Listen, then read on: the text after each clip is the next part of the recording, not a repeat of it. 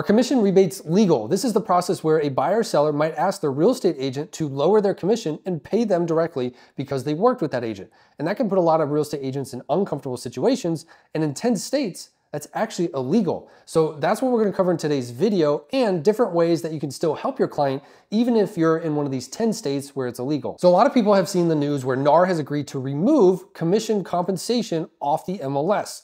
And so a lot of buyers, sellers, and even real estate agents are waiting for the dust to settle to understand the new real estate industry landscape.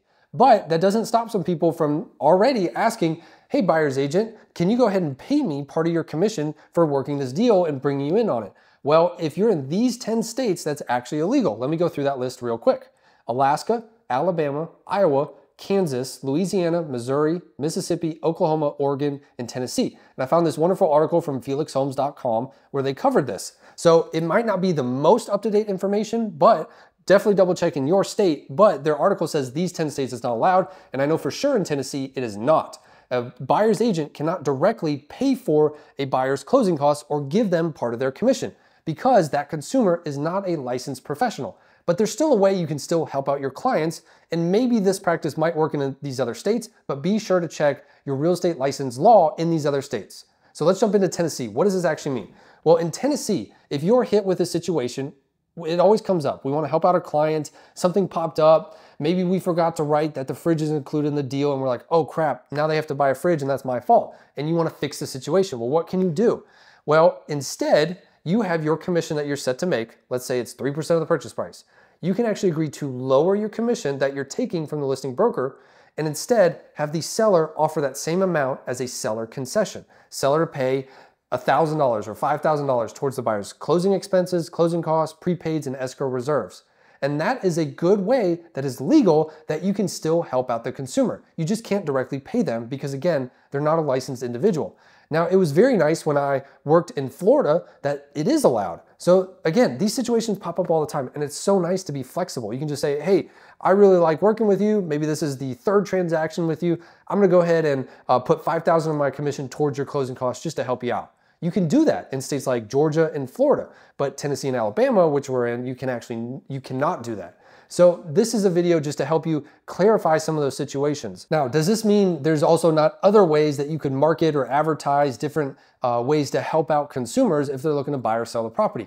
Well, let's pull up TREC rules about gifts and prizes. So this is 1260-02-.33.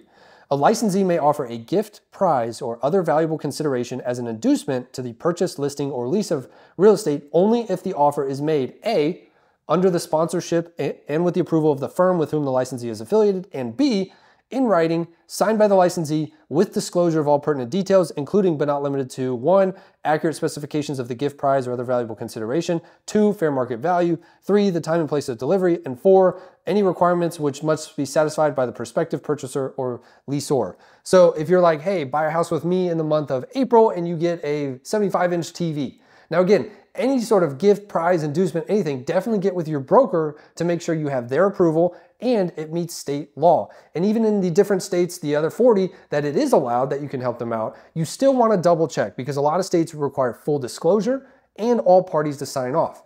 But this should help eliminate for agents in Tennessee at the bare minimum, because I see it on contracts submitted to our agents that other agents are saying, hey, I'm going to give my client $5,000 or I'm going to pay them after closing.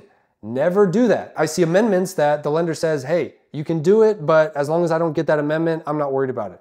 If a lender ever says that to you, run away. You always want to do the right thing. Stop putting on contracts that you're going to pay your client directly. It's not allowed in the state of Tennessee. Or I'm going to give them a $1,000 Lowe's gift card. No, everything should be on the Alta. Whatever money is changing hands, nothing should ever happen outside of closing. And in those 10 states, you cannot directly give part of your commission towards that person's closing costs or even just write them a check. You can't do that. So here's another tip if you're navigating this situation where you have to wiggle on your commission. So what I would do first is download a copy of the MLS sheet. For now, it has the compensation that's offered. You want to go ahead and lock that in. And when you're doing a compensation agreement in Tennessee, this is a form between two agents that says, hey, I as the listing brokerage will pay the selling brokerage X. Let's just say in this situation, it's 3%. Go ahead and sign that up front. Then you lock it in. you don't want to go ahead and wiggle up front on the offer, because then they may sign that compensation form that's lower and then negotiate or counter that offer originally. So you want to go ahead and lock that in. Then when you're under contract, now it's time to wiggle. Now we can say, hey, here's the new compensation agreement.